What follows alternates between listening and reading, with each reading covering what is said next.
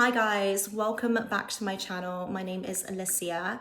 Today I want to delve into a lesson that I learned from a recent breakup of mine. And this breakup was full of gems and lessons that I want to share with you all, because I think that these are very common mistakes and these are things that I have learned the hard way through personal experience, and I think that that's always really valuable to share. So let's dive into it. The first big lesson that I learned from this breakup and this relationship is about the difference between having standards and having expectations. Now, on the surface, they sound very similar and almost interchangeable, but there are very, very key differences that I want to go into and explore in this video. So standards are really about you. They're about your personal values and ideals. And it's about knowing what you will and you won't accept in life and not settling for anything less. Expectations, on the other hand, involve projecting your values and your ideals onto other people. And so it's about what you want from them, which often then becomes a source of tension and disappointment in your relationships.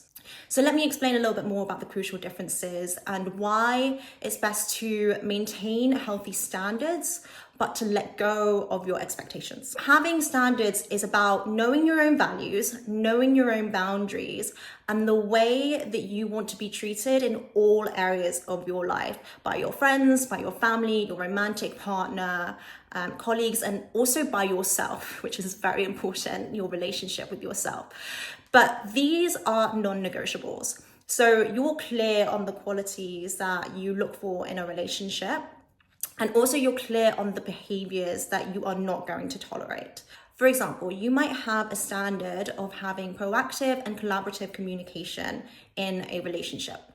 These standards are grounded in a healthy sense of self-respect and self-worth.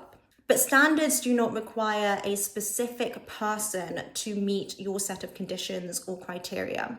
But it does help you to ensure that what you do allow into your life aligns with your personal values. Having standards is empowering because it means you're setting clear boundaries that reflect what you deserve and what you desire in life.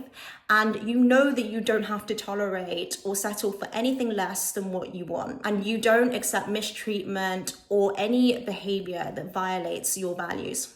Also, standards don't have to be just about basic respect. They can also reflect your personal preferences and what makes you feel happy and fulfilled. Your standards do not have to make sense to other people, and you do not need to justify your standards to anyone. So for example, you might have a standard like, I want a partner who gives me foot rubs every night because that's what makes me feel loved and connected to. And that standard might be uncommon and perhaps unusual to many people, and it may not align with their vision of what they want in a relationship. And that's totally okay, because ultimately your standards are about you and about your preferences, what brings you joy and aligns with what you want, regardless of what that is. Expectations, however, are very different. So expectations are when you have an insistence that someone specific will meet your standards or behave in a certain way. And when you hold expectations of others, what you're really doing is you're projecting onto them your fantasy of who they should be and also what they should offer, regardless of whether they're able to or willing to meet that expectation. For example, let's say you expect your partner to be a good listener and to be emotionally available. Or perhaps you want someone who takes care of household expenses and provides financially. As standards, these are perfectly valid and they reflect your personal preferences of what you want in a relationship. But the issue with expectations is that they often create a pressure on the other person to behave or react in a certain way that aligns with your personal narrative, which may not necessarily be realistic for that person or in alignment with what that person is willing or able to offer. This pressure can cause resentment, misunderstandings, and conflict in the relationship, because expectations are based on how you want other people to behave, which is ultimately outside of your control.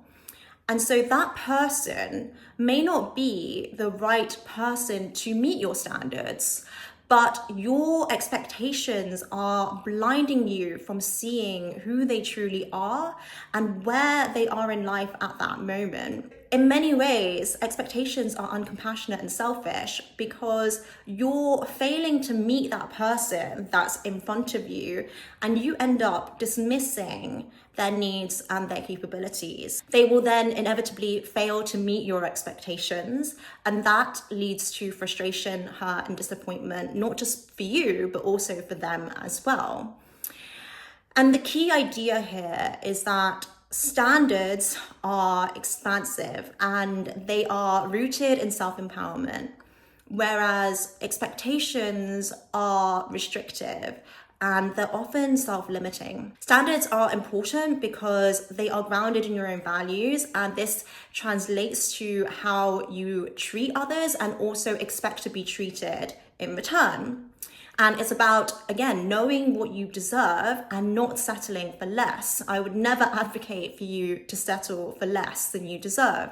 But at the same time, standards allow you to truly see and accept people as they are, not as you desire them to be. And this clarity gives you the power to decide for yourself whether that person is a good fit for your life, without it being clouded by the emotional attachment or need for them to be or act a certain way for you. You are able to be present with them and accept them for who they are without the constant pressure of trying to mold them to fit your ideal. And this is liberating for both parties, because for you, you're not constantly being let down. And for them, they don't feel constantly pressured to change. So it allows the relationship to take on the most ideal form naturally. Even if that means that both of you part ways, there would be no resentment or disappointment because you were never expecting anything from them to begin with. When you let go of expectations, you create the space and the potential for real, authentic, and fulfilling connections to really thrive.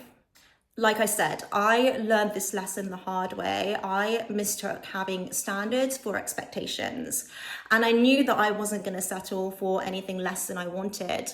But my mistake was pushing that person to fit that standard when it was clear that they weren't in a place where they were willing or able to meet my standards.